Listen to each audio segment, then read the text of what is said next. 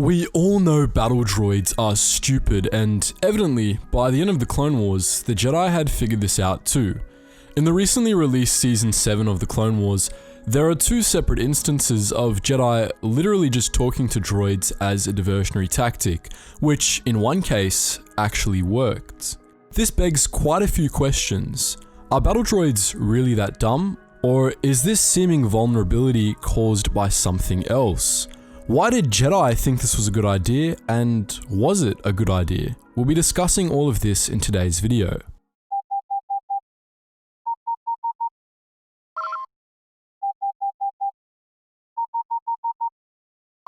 Let's start with that second set of questions.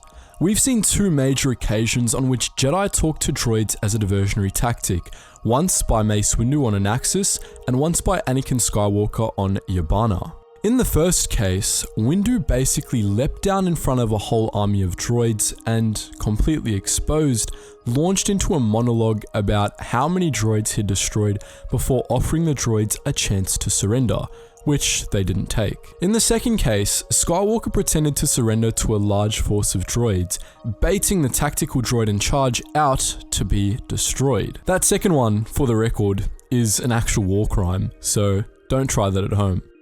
First, let's tackle Windu Stunt on Anaxis. This was not good tactics at all. In fact, it was beyond asinine, and he should have been shot by his clones for pulling something like that. There's no way the programming restrictions of B1 battle droids allow them to actually surrender, something Windu surely knew. All he was doing on Anaxis was posturing while his men were exposed, wasting time and lives in the process. Anakin's case is a bit different, however. Ignoring the fact that it was a war crime, it did have a bit of strategic merit, and so this case is more what we're going to be focusing on. What's interesting about this case is that, while it looks like Anakin's exploiting the droid's stupidity, he actually isn't.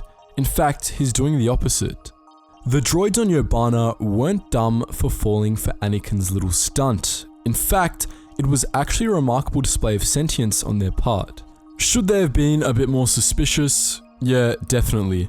But they did what any sentient being should do in that situation, in a general sense.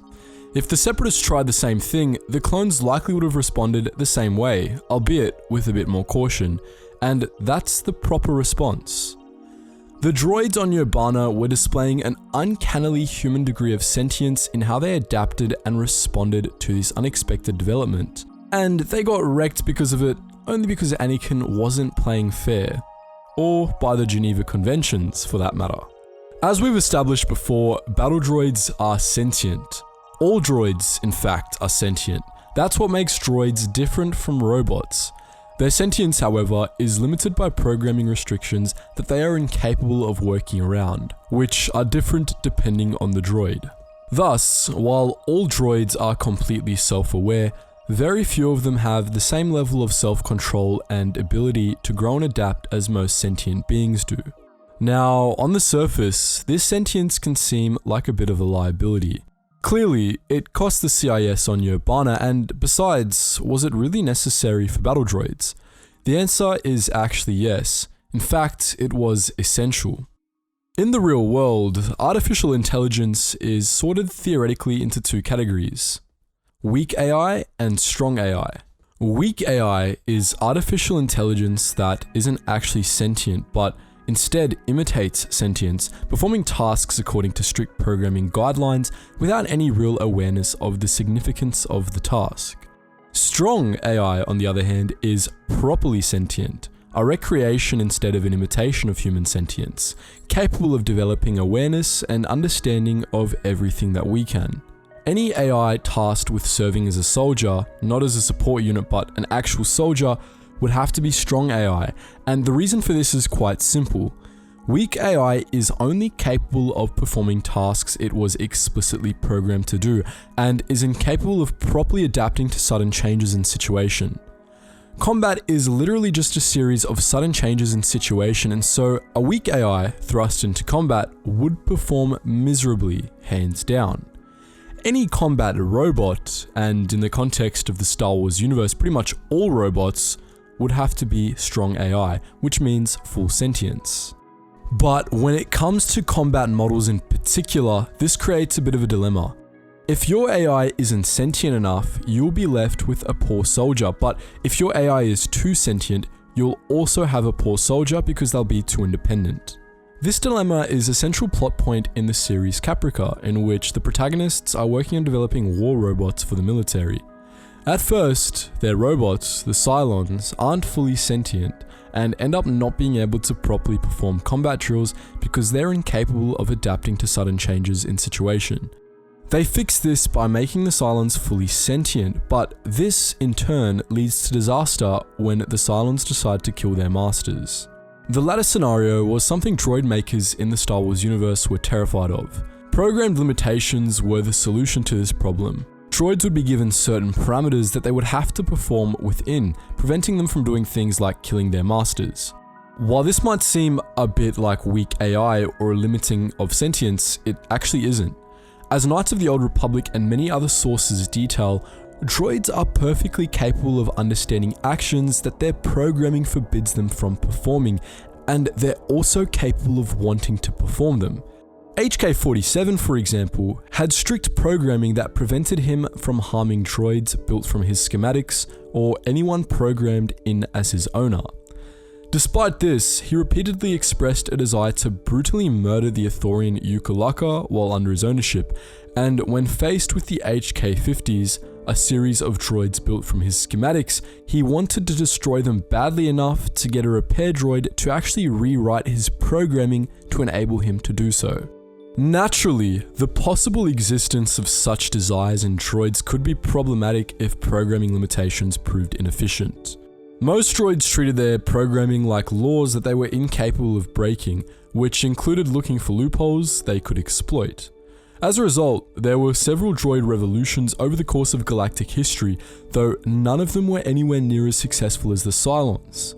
Obviously, programmers implemented stricter limitations after each of them, but this just caused problems on the other side of things.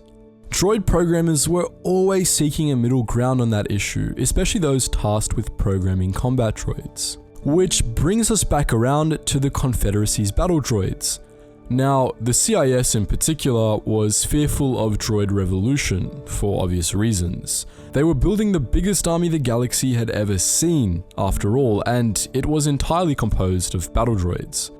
Battle droids had strict programming limitations as a result, which is why battle droids often appear stupid. In many situations, their programming won't let them improvise enough to deal with them in an effective manner, allowing clones to easily outsmart and defeat them. But battle droids weren't as restricted as you would probably think. During the days of the Trade Federation, battle droids were basically drones under the control of a central guiding AI housed aboard an orbiting mothership. But when this system proved to be faulty, they were forced to accept a much greater degree of droid independence. Their battle droids had to function as effective soldiers on their own, and this meant not just granting them full sentience, but leeway in how they used it.